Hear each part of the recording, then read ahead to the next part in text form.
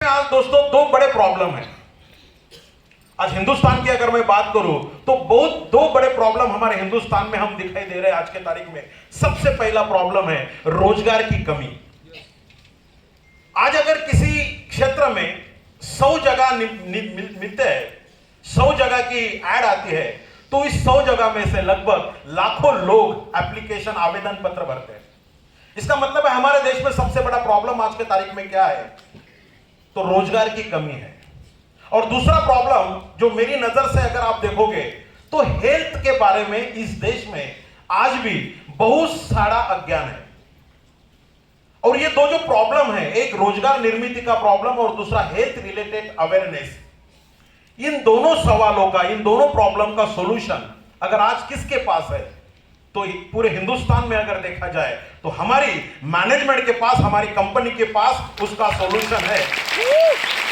यहां पे किसी जात, धर्म, पंथ, संप्रदाय को देख के किसी की ज्वाइनिंग नहीं मिलती या फिर उसको कोई स्टेज नहीं मिलता।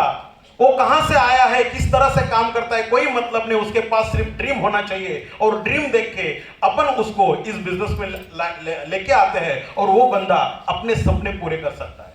इसका मतलब है हमारे देश के जो बड़े प्रॉब्लम्स है, वो दोनों के दोनों प्रॉब्लम हमारे इस माई लाइफस्टाइल कंपनी के माध्यम से, हमारे मैनेजमेंट के माध्यम से हम सॉल्व कर सकते हैं। तो एक देश कार्य है।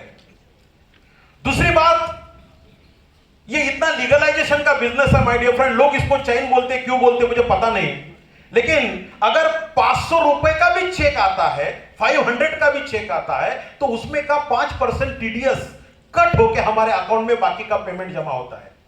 और जो टैक्स हम पेड करते हैं, उसी टैक्स के माध्यम से हमारे देश के जितने भी प्रॉब्लम्स है, जितने भी डेवलपमेंट की बातें होती है, वो सब डेवलपमेंट की बातें हमारे टैक्स से होती है। इसका मतलब है 15 अगस्त के दिन और 26 जनवरी के दिन सिर्फ राष्ट्रगान गाना, इसका मतलब यह नहीं कि राष्ट्रभक्त वो होता है जो अपने इनकम में से कुछ ना कुछ पार्ट हमारे देश के लिए टैक्स के माध्यम से जो जमा करता है, जिससे हमारा देश आगे बढ़ेगा, जिससे हमारा देश डेवलप्ड कंट्री बनेगा, वो टैक्स के माध्यम से ही बनेगा। तो ये दोनों भी काम आज हमारा बिजनेस, हमारी इंडस्ट्री, हमारी कंपनी करने जा रही है। तो दो सॉल्यूशन, दो प्रॉब्लम और उसके बड़े दो सॉल्यूशन। इसका मतलब यह है, क्या रिलेशन है हमारे देश का और माय लाइफस्टाइल का और हमारा?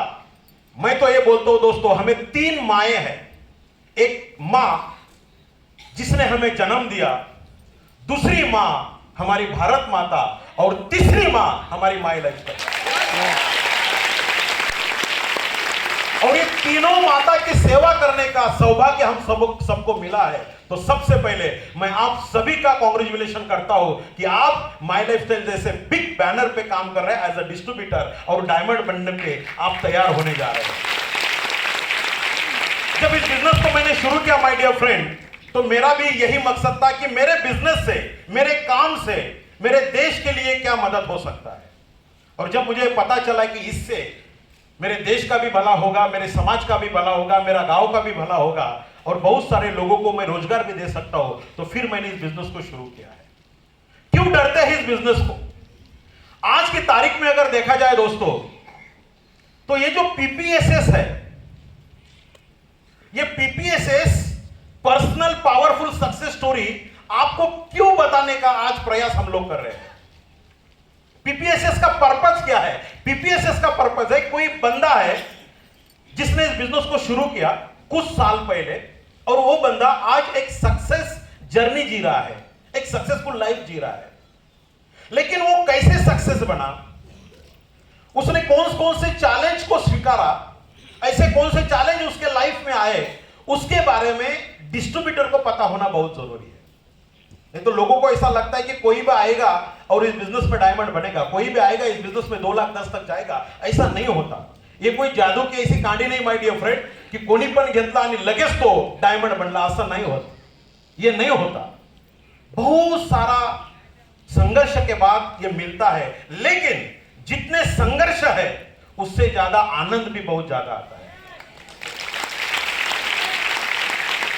तो आज हम 2 बाजू के ऊपर बात करेंगे, कौन कौन से ऐसे चैलेंज आते हैं मेरे लाइफ में, ऐसे कौन कौन से चैलेंज आए, मैंने उसको कैसे फेस किया, किस प्रकार का